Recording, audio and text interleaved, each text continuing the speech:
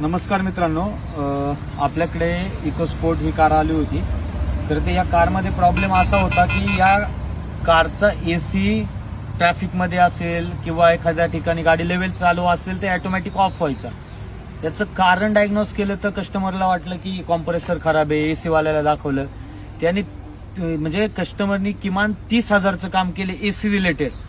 आणि प्रॉब्लेम फक्त काय होता माहिती का, या तुम्हाला दाखवतो. प्रॉब्लेम खूप छोटा होता. प्रॉब्लेम फक्त